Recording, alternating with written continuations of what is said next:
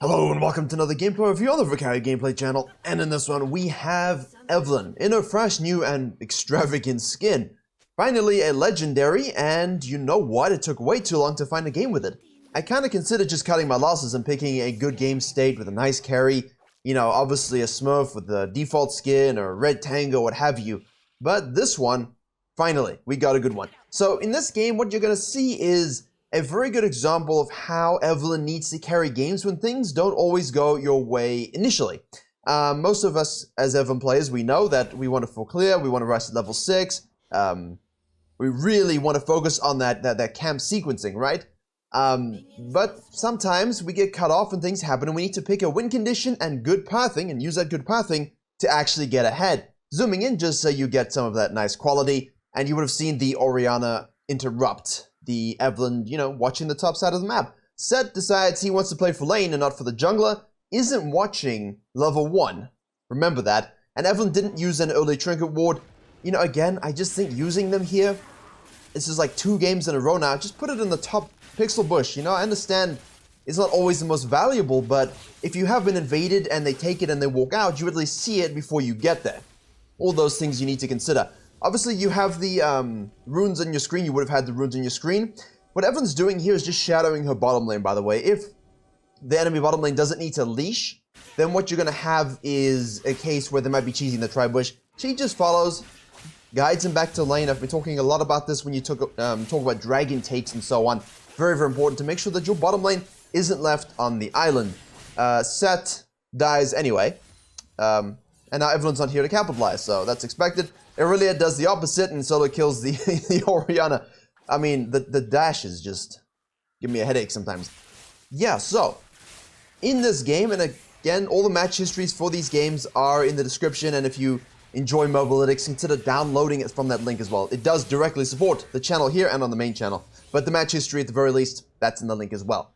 We're going to finish our red side, look to go top side here. We're concerned a little bit about an invade. Also, you know, helping out the top laner here, shadowing that. You see the Kha'Zix show up, 12 CS and a blue buff. You know exactly what's happened. However, the Kha'Zix here has sealed his fate of death and sadness. What do you do now? I mean, he's warded this, so he would have seen that. That's a good ward.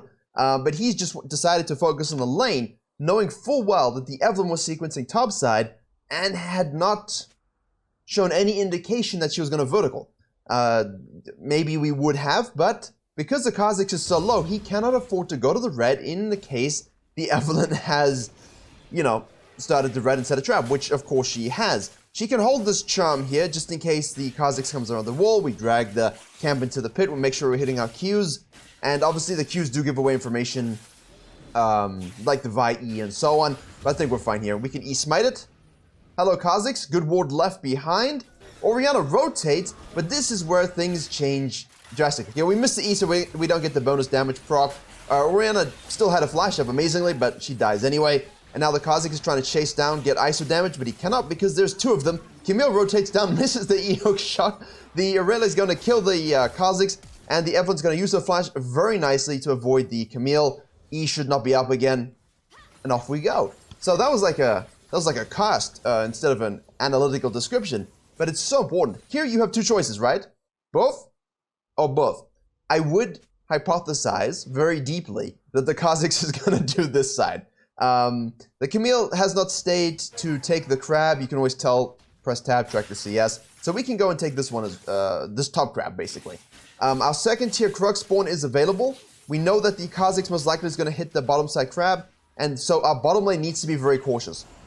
Red side ping goes through, which means Kha'Zix is doing as we anticipate, and because he hasn't shown, obviously we have that knowledge. Now what you want to do after the top crab, and I can understand the need to say, you know what, I kind of don't like that I lost my stuff level 1, I want to float on down and basically full sequence down. If you do that, the Kha'Zix will just skip his blue side and take your tier 2 Krugs. He'll place a ward here. If he doesn't see you, he'll take your tier 2 Raptors, then he can gank your bottom lane, and now you're kind of in the same situation, just you've exacerbated it, made it even worse. So in this situation, recall, make sure you control the highest value camps that you have on your side, the bottom side, which is the Krugs and the Raptors. The Blue Grump will be there. We know Kha'Zix is on the bottom side. And because he has not ganked yet, you know straight away that he has done his crab. Blue Grump will sequence up to his wolves, This is all information you can gain through basic tracking, through basic awareness, and having good pathing. And obviously we want to get, as we watch this, because you should be F-keying this while you clear the Raptors anyway. Good job, bottom lane. Nice trap set. And all of this is an extension of jungle pressure. Yes, they set the trap. Yes, the red team kind of fell for it. But bottom lanes are able to play very much around where junglers are and are not. And trust me, if you don't make the right decision as Evelynn in this game, Kha'Zix feasts on your bottom lane. Absolutely feast. So what, this is great for us as Evelynn mains. We want 6, right? We're pretty damn close. Second spawn wolves, second spawn raptors. All we really lost was those at level 1. At least we stole his red, right? So, got something back. But because Kha'Zix has not shown anywhere really, that he's going to sequence up and try and gank topside, use this lane gank. I'm just going to pause it briefly. Apologize for needing to do this. But sequencing up here, okay, knowing full well that the Kha'Zix took this and did the same thing, means that he can cut through and gank while Set is pushing, especially pre-6. You're tracking this sort of the wave states and the TPs. Obviously, if nothing happens that's finicky, for example, you know that the 530 wave here will give 6, but with all the roaming and backports and solo kills, it corrupts the experience in terms of how you can predict their level 6 spike. But around 6 minutes, people are going to start getting close. Let's try and make plays before ultimates go through. So Kha'Zix might look to cut through here instead of doing his Krugs. Evelynn, on the other hand, says, I'm anticipating this. Krugs are going to be up. Red's going to be up a little bit. I need 6. Might as well Shadow, good vision control, and counter gank, which is what we want to do. So we wait, and we exert good patience. Push the wave with W. We're not going to dive it. She goes on the hook shot, wait for the full charm of the, wait for the full charm here. I think that you must do that. And the Set gets level 6, so he's able to ult at least back into the Evelynn. She hits her Q. Can we do more here? We hit the Q again, and we should be able to... Ooh, it's unlucky. Thresh is rotating because of that pressure, once again, that we cut off as Evelynn. Aha! Thank you, sir! Very nice. Good Q and follow through. Nice. So, 3-0-1, 36 CS. You were down in CS to the Kha'Zix, but we don't mind that. And, again, as Evelynn mains, please understand the importance of your decisions, even if you're not ganking, even if you're just looking for level 6. So many Evelynn mains will path, farm, lanes die, junglers gank, and then they blame the laners. Be honest with yourself. You blame the laners, don't you? Every time you're playing Evelynn and you lose, because enemy jungler is giga-fed, and you just want to scale, you're blaming your laners. I see you. I know it. Sometimes it's true, and sometimes it's just because you chose the wrong place to be, forcing the enemy jungler to have that window. And now, obviously, at level 6, we have our ult up and we have camera up, so you have to use this, right? You have to try and use it. Good heads up by the red team's bottom lane. The blue team's bottom lane's body language was... They gave it away. But definitely, lane gank, please, level 6, especially in losing lanes. The game state right now, this is a good ward. I like this hook ward. There you go. There you go. As we were saying, great TP. The Irelia going to use it. This is nice, this is all... Oof, that was disgusting. This champion. Look, Evelynn's kind of going, well, can I get some assists, please? Is not for you. But yeah, I'll take that.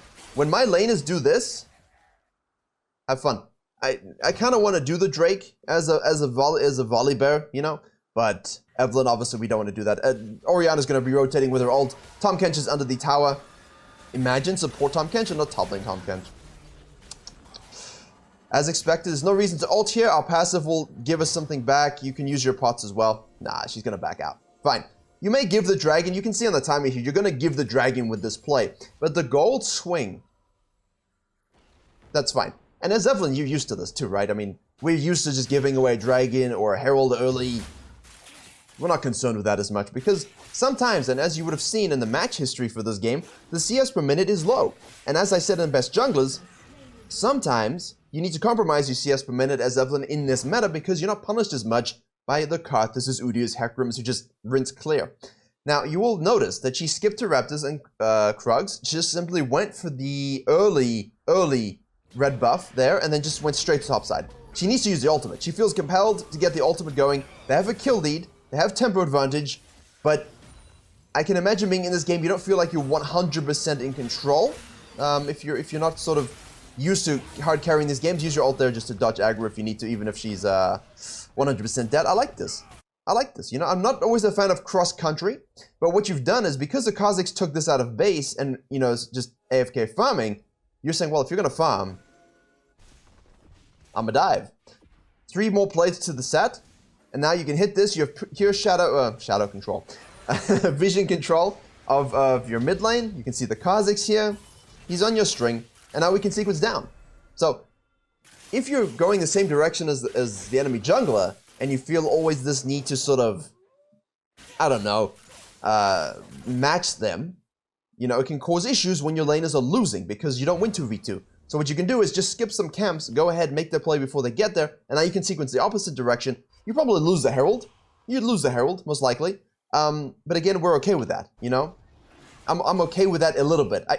Personally, maybe not, but I understand why this jungler in particular is doing it. Because we need to win this game through an avalanche, you know? I don't really want to be team fighting that team comp at 35 minutes and not have a huge lead. Irelia goes all in onto the Orianna. She flashes. We use the Chilling Smite. Q, dead. It's easy. Nice shadow. Push up. See the action. She's not worried about the farming. Look at this. And this, actually, you know what? You know what? This reminds me so much. And now you stop the Herald. Because the dude didn't do the Herald straight up, and he did his red first, you can now cut it off.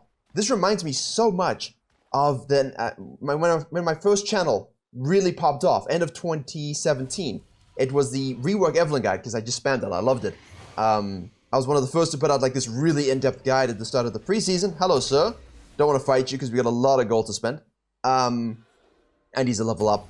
And I released a gameplay in the January of 2018 as like a, I don't know, like an example of how it works in a game sense, right? This we should have seen this set. We saw him face check this. We should have seen this.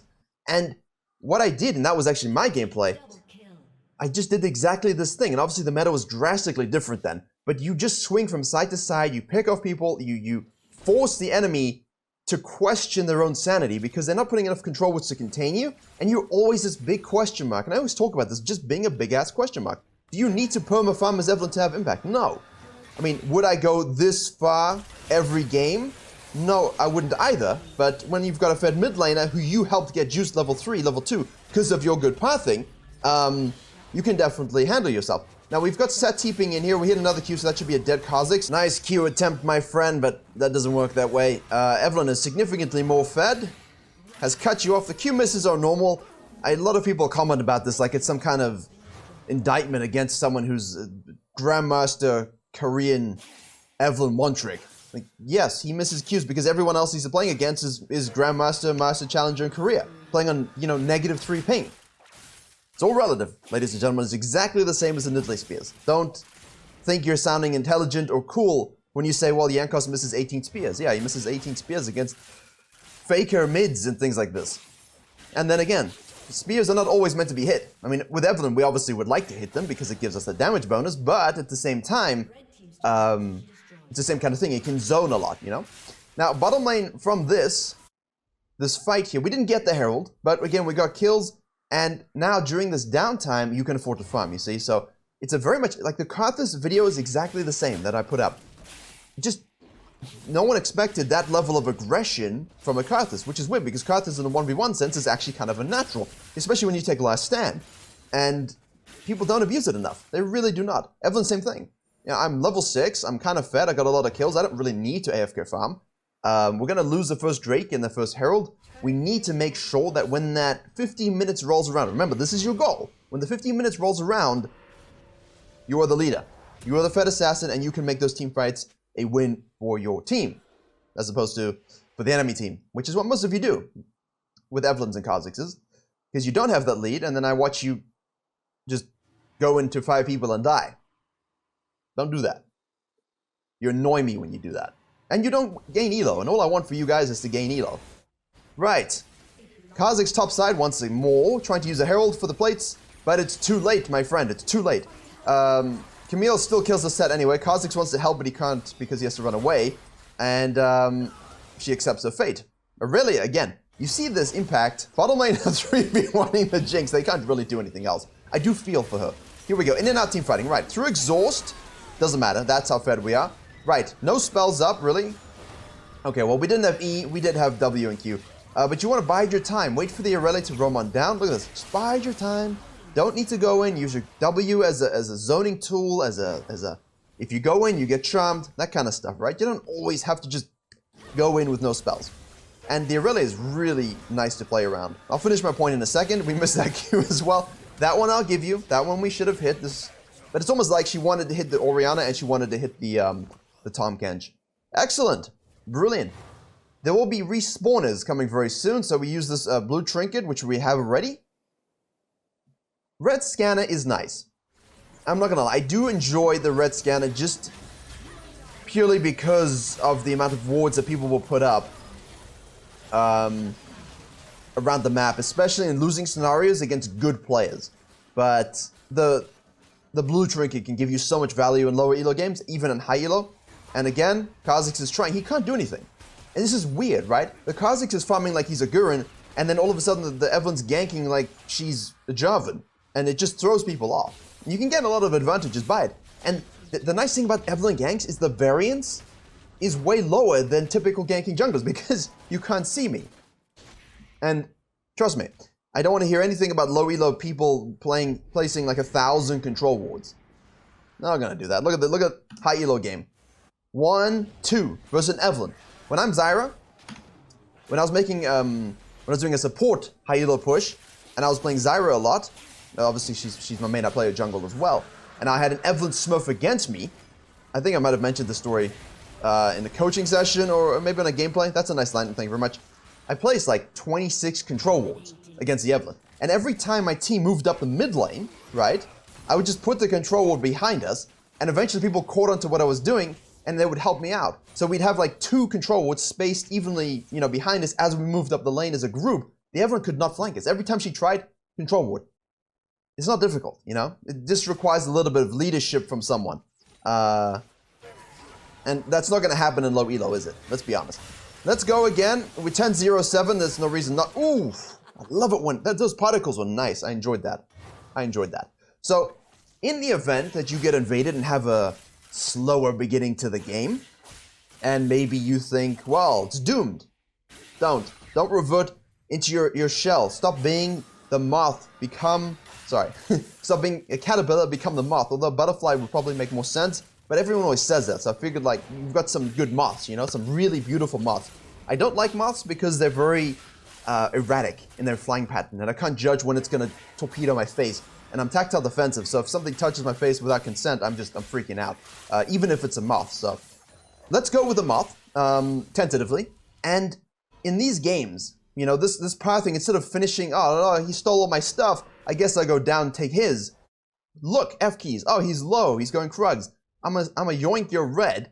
Force this fight, which gets my mid laner fed, me fed, and gives me the ability to not only take this crab, reset, and shadow in case you decide to gank bottom lane, which cuts off your entire advantage. You now are forced to sequence upside, and I can basically counter gank you, knowing that you're going to do that. Because you're on the time clock to beat me as Evelynn. And brilliant pathing. Brilliant pathing by Evelynn mains always gives you a huge advantage. Okay, I had to restart the recording because OBS froze and it was still recording, but the time wasn't moving, so I thought my whole moth soliloquy and explanation was lost. I would have had to redo it, and then it wouldn't have been as authentic as it was the first time.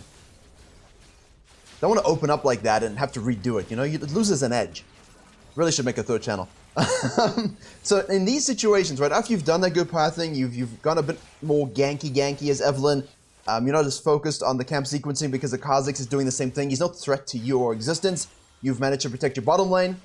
You've helped your top lane as best you could, even though he's 2-7-1. And you got your mid laner fed, and basically you two played around each other beautifully.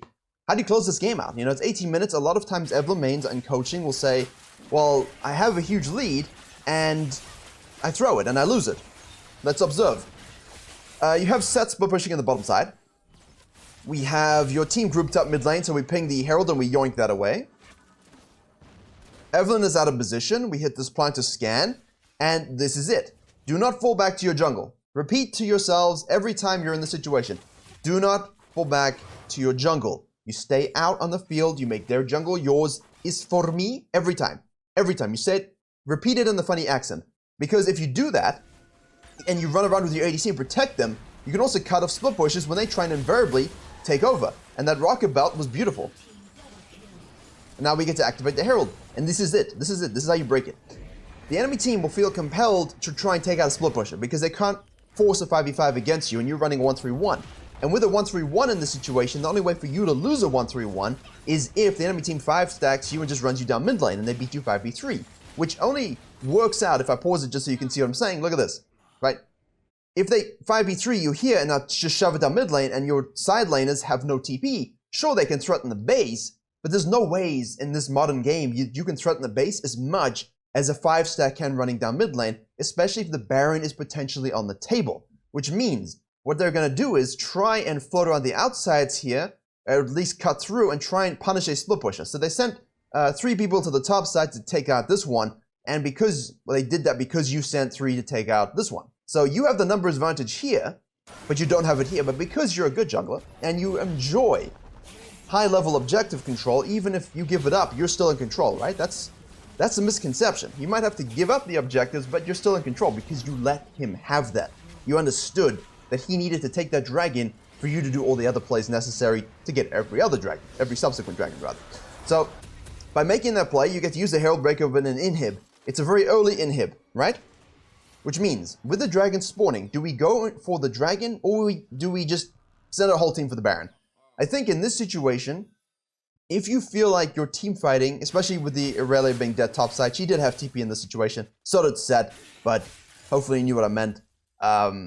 We don't really want to look for too much of a fight, but you're Evelynn, which means you're a question mark, which means you're camouflage, which means you can do whatever you want. You see someone, you kill someone.